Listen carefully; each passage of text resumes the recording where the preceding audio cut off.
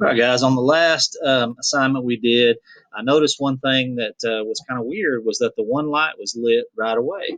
So I thought, well, what's going on here? Well, let's try this out. The one button works the one light. This other button works the bottom light, but then the stop push button, because it's normally closed, the light's on to begin with, and then it turns off. So let's figure out a way that we can fix that. And the way we're going to do that is we're going to change our type of contact that is on our program. So let me pull the program up here, and you can see I've got the push button. It's connected right now. I'm going to disconnect it so that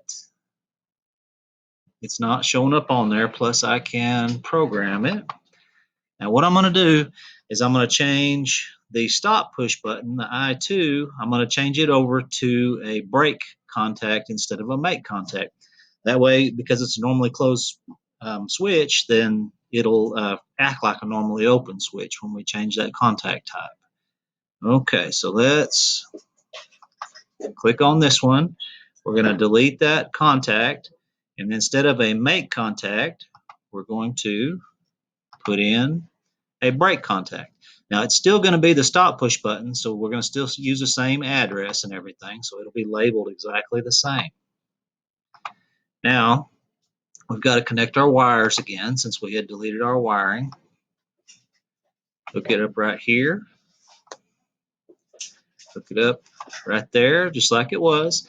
Now, because it's looking for a low voltage or a 0 volts, then it will change the way this operates. So let's go ahead and download it to our PLC.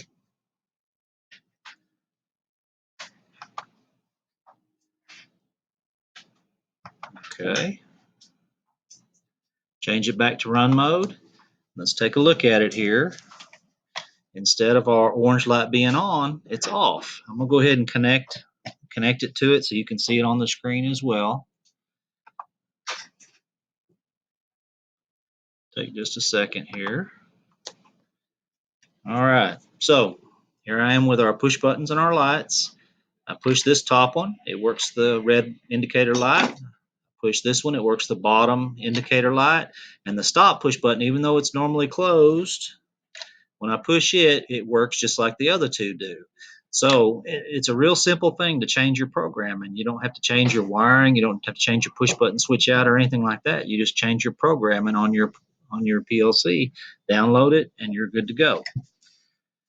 There is, I don't know if I got enough time here, but there is a way to do that on function block diagram as well. So I'm going to change this over to a function block diagram. Oh, look at there, and it's already programmed just like it is. Now what I wanted to show you is it had to add a little block in there. And what this block is, it's called a NOT, N-O-T. And that just means it changes the signal over from the plus 24 volts to 0 volts. And so where you find that at is right down here at the bottom. And those of you who's been through the motor controls and you know what the ands and the ors and the knots are, this is the knot. And it's the one that changes the signal over to the reverse. You know, if it's 24 volts, it goes to 0. If it's 0, it goes to 24 volts. So that's what it looks like on function block diagram. Okay.